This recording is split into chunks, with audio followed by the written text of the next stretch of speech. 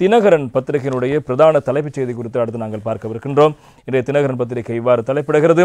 வாழைச்சேனை காகித ஆலை மீண்டும் புத்துயிர் பெறுகிறது, உற்பத்தி திறனை மேலும் அதிகரிப்பதே இலக்கு என்கிறார் நிறுவன தலைவர் உபாலி ரத்நாயக்க.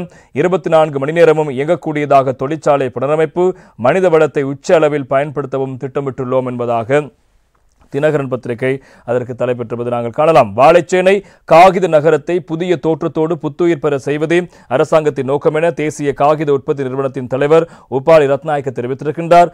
அரசு நிறுவனங்கள் ஒரு வருட காலத்தில் அடைந்துள்ள முன்னேற்றம் மற்றும் எதிர்கால திட்டங்கள் குறித்து தெளிவுபடுத்தும் பொருட்டு அரசு தகவல் திணைக்களத்தில் நேற்று இடம்பெற்ற ஊடகவியலாளர் சந்திப்பிலே அவர் இந்த விடயங்களை சுட்டிக்காட்டியிருக்கிறார். இங்கு தொடர்ந்து கருத்துக்களை முன்வைத்த அவர், எமது நிறுவனத்தில் செயற்பாடுகள் கடந்த ஜூலையில் ஆரம்பமாகின.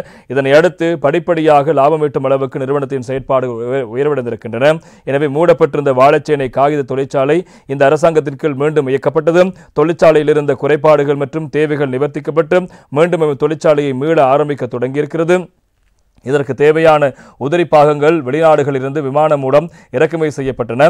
பழுதுபார்ப்பு பணிகள் முடிக்கப்பட்டு 2025 ஆண்டு ஜனவரி 12 தொழிற்சாலை உற்பத்தி நடவடிக்கைகள் மீண்டும் தொடங்கப்பட்டது.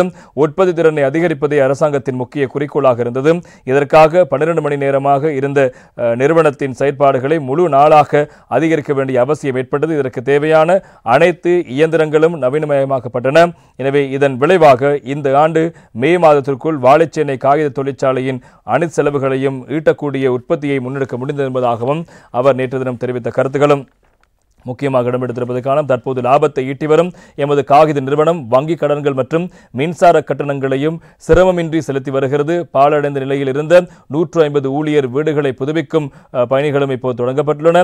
எதிர்காலத்தில் ஊழியர்களுக்கு வீடுகள் கையளிக்கப்படும். அந்த பகுதியை சுற்றுலாத்துறைக்கு பயன்படுத்தும் திட்டமும் இருக்கிறது. வாழைச்சேனை காகித தொழிற்சாலை அதன் செழிப்பான உச்சக்கட்ட காலத்தில் காகித நகரம் என்று அழைக்கப்பட்டது. காகித நகரத்துக்கு என்று ஒரு தனி ரயில் நிலையம் இருந்தது.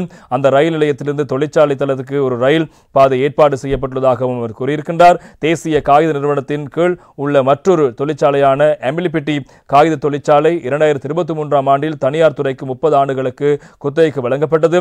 அவர்கள் தொழிற்சாலையை சிறப்பாக நடத்தி வருவதாகவும் பொருட்கள் ஏற்றுமதி செய்யப்படுவதாகவும் அவர் தெரிவித்த கருத்துக்கள் முக்கியமாக இருப்பதற்கான காகித நகர் என்று சொல்லப்பட்ட வாழைச்சேனை காகித தொழிற்சாலையினுடைய உற்பத்தி நடவடிக்கைகள் இப்போது சிரமமாக இடம்பெற்றுக் கொண்டிருக்கிறது.